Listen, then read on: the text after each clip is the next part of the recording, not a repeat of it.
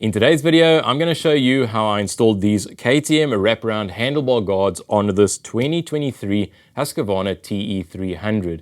Now, not to worry if your bike is not exactly the same as this one, because what I'm going to show you today should carry over and be compatible with most of the KTM, Husqvarna and Gas range. These specific handlebar or wraparound handlebar guards, should I say, they join onto the original flags that come on your KTM or Husky when you buy it from the dealer. They are made out of plastic, so they're not going to be as strong as the other options on the market that are made out of aluminium. However, they are a lot cheaper and they will provide some basic protection. So let's have a look at how to get them onto the bike. So in the package, you'll get 2 plastic wraparound handguard pieces, a packet of screws and some mounting hardware, and a piece of paper directing you to the website for the installation instructions. So I'm going to start off by removing the left side grip from the bars, and I'm doing this because the end of the grip needs to be cut out. Then I'm going to go ahead and use a utility knife to cut through just the rubber end. Now I'm going to do this because when the hole is drilled shortly, I'm going to use a hole saw that's got pretty aggressive teeth, and I don't want it to hook up on the rubber and potentially rip the rubber apart. Now I'm also going to use a 19mm hole saw to drill out the center of the grip. And again, once the hole is drilled out, I'm going to use that same utility knife to clean up the edges.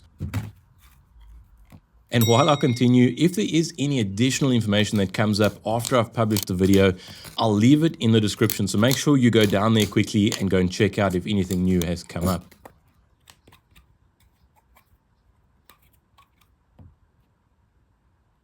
And now the grip can be reinstalled back onto the bars.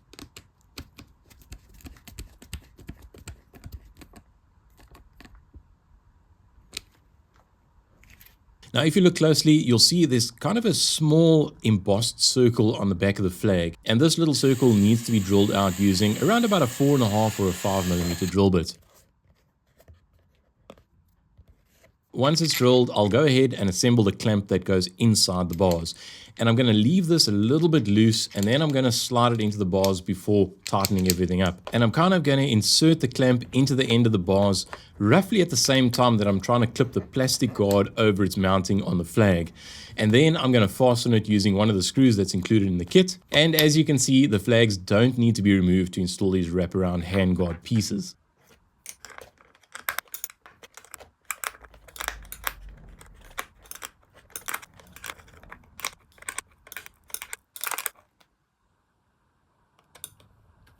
Then from the front of the flag, I'm going to screw in another screw that came with the package. We're going to screw it through the flag hole that we just drilled and then into the existing hole that's in the plastic guard. Now you'll actually be able to see this existing hole in the plastic guard a little later when I install it on the other side. I'll show you screwing it in from the back side. And once that's done, then lastly, I need to tighten up the bar end clamp. And for this, I'm pretty much just going to snug it up. I'm not going to torque it up to 1,000,000 Newton meters. You don't need to do that, but just hand tight should be good enough. And if it is a little bit loose and it does move around too much for your liking, you can always go ahead and tighten it up just a little bit more. So this is now the throttle side of the bars, and you can see that there is already somewhat a bit of a hole in this end of the grip. Clearly there has been a bit of a tumble before. So the plan here is to actually just cut off around the outer edge of the rubber, kind of cut off the excess that is remaining, so that we end up with a nice clean and a smooth edge. And once that is off, I'll carefully cut what remains of the white plastic bit underneath. Now, if yours isn't already damaged, you can pretty much cut and drill out the center like I did with the previous side.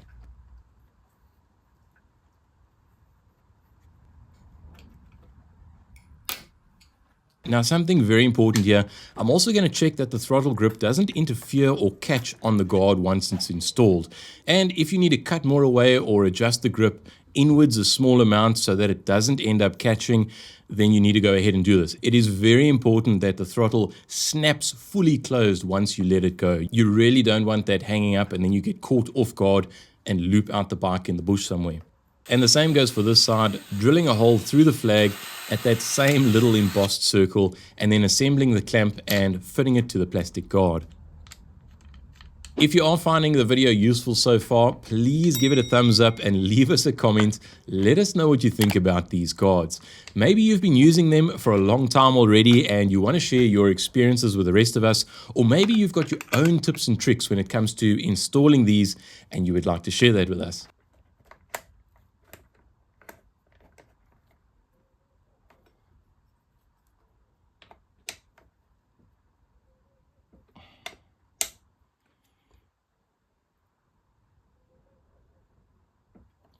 And just like on the other side, the screw from the front of the flag screws in through the flag and then into the existing hole on the wraparound guard piece.